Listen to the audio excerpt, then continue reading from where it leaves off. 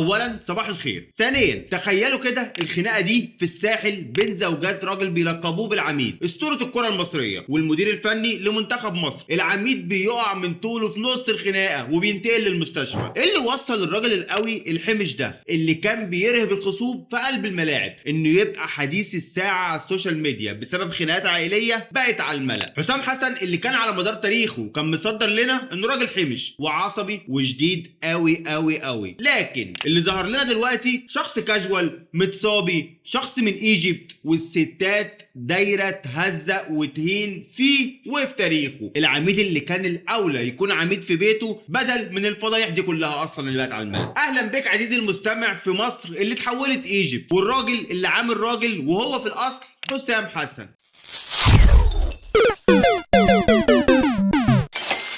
طول عمرنا بنعرف ان حسام حسن هو الراجل العصبي الشديد اللي ما بيهزرش، صاحب الروح والعزيمه اللي هد بيها جبال في الملاعب، لكن اللي بنشوفه النهارده حاجه تانية خالص. فيديوهات، تلميحات، كيد نسا، ورسائل مباشره وغير مباشره بتهين هيبته وتاريخته كراجل شال اسم مصر في المحافل الدوليه كلها يا معلم. السؤال اللي بيطرح نفسه هنا بقى، هل ده شكل مدرب منتخب مصر؟ وهل دي الصورة اللي المفروض تصدرها الكرة المصرية لجمهورها واللعيبة اللي تحت ايده كمان؟ بعد كأس العالم وأم الصعود لدور ال 16 اللي هنقف عنده مليون سنة ونستكفى لحد كده ونقول كفاية، طلعنا بثلاث حاجات مهمة جدا: حسام حسن وزيكو وهيثم حسن، ودول أفضل حاجة ظهرت في المنتخب وكسبناها احنا. فكالعادة يا صديقي مدعين الإعلام اللي لا يعرفوا عنه أي شيء بوظهم لنا. فزيكو مثلا ما صدقش إنه بقى نجم وجه وركب كل برامج التلفزيون ليل ونهار، واللي بدورها حلقته كنجم وحلبوا كل تفصيله في حياته عشان يكسبوا منها ريتش بس مش اكتر. والكلام ده كلم على الناس شويه بس خلاص زهقوا. راحوا عاملين ايه؟ راحوا جايبين امه يا معلم تطلع في برنامج وتعيط وتهزق في مراته ومراته ترد عليها، ونرجع بقى هي ترد ومراته ترد وسوشيال ميديا ووجع قلب.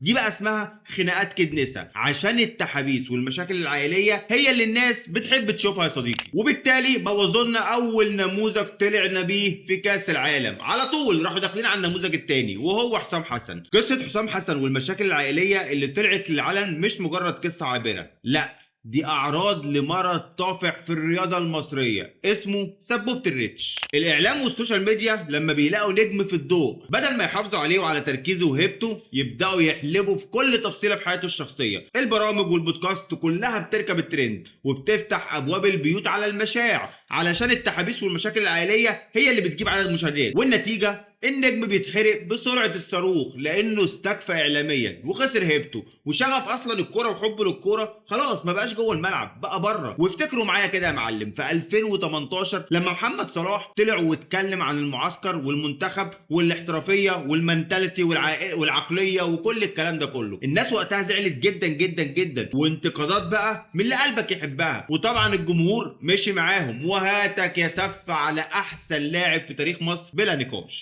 ولكن يا صديقي صلاح كان سابقنا بسنين. ليه بقى؟ صلاح فهم بدري جدا ان النجم الحقيقي بيحمي نفسه بقلة الكلام وبحظر حياته الشخصية تماما عن الاعلام، وان الكرة في مصر بتدار بالتصريحات مش بموهبتك خالص، وده اللي مودينا في داهية. فلو رجعت بالتاريخ لورا هتلاقي الاساطير الحقيقيين اللي عاشت نجوميتهم لسنين طويلة زي ابو تريكة، حازم امام، حسن شحاتة، عبد الحليم علي، وائل جمعة، والخطيب، كلهم كلامهم قليل، ظهورهم يقتصر على الملعب والشغل بس، وحياتهم الشخصية خط أحمر اللي محدش يقدر يقرب منها. ومتهيألي لحد دلوقتي محدش يعرف فينا اشكال زوجاتهم اصلا ايه. على الناحيه التانيه بقى يا معلم شفنا مواهب جباره ولكن دمرت مسيرتها وضاعت وانشغلت بالبرامج والشو واللقطات والكوميديا ونسيت اصلا ان اكل عيشها وهبتها جوه ال 90 دقيقه بس مش بره. زي مثلا صالح جمعه، ابراهيم سعيد، واخرهم قفشه اللي من ساعه ما ظهر في البرامج وهو ما بقاش يلعب كوره وبقى تركيزه على الكوميديا واللقطه اكتر من لعبه كره القدم. لما تبقى مدرب المنتخب كلمه منك لازم تهز غرفه الملابس وتخلي اصغر واكبر لاعب يقف انتباه. ازاي عينك هتترفع في وش اي لاعب او تطلب منه التزام او انضباط وانت حياتك الشخصيه ومشاكلك العائليه بقت بطله الفيدز والصفحات؟ ازاي؟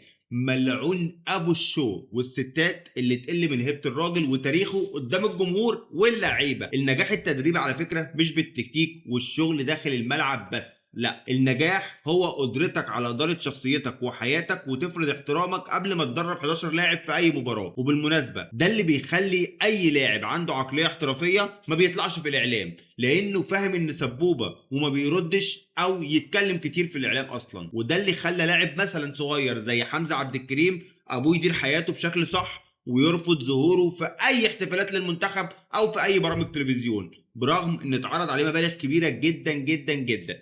وهنا رسالتي لكل لاعب او مدرب سواء كبير او صغير: حياتك الشخصيه ومشاكلك مكانها بيتك مقفول عليك، مش شاشات التلفزيون ولا السوشيال ميديا خالص. سيب كورتك وشغلك وعرقك هما اللي يتكلموا عنك. كتر الكلام والظهور بيحرق النجم وبيضيع هيبته. حافظ على هيبة التيشيرت وحافظ على اسمك اللي انت شايله، لان التاريخ ما بيرحمش والجمهور في الاخر بيفتكر العطاء والرجولة جوه الملعب، مش الترندات والخناقات والمشاكل واللقطات اللي بره الملعب. ولو مش فاهم بص على الناس اللي خرجت بره الكوره بقوا فين دلوقتي، امثال مثلا ابراهيم سعيد ورضا عبد العال وميدو ومصطفى يونس. فلما تطلع تتكلم خارج نطاق الكوره اللي انت اتعرفت عشانها، ساعتها كلامك هيتحسب عليك حتى لو كان كلامك صح، فبرضه هيقلل منك. لو وصلت لحد هنا يبقى عجبك الفيديو، ما تنساش اللايك والشير والاشتراك في القناه، وقول لنا في التعليقات دلوقتي من وجهة نظرك شايف حسام حسن يقدم استقالته من المنتخب ولا يكمل عادي؟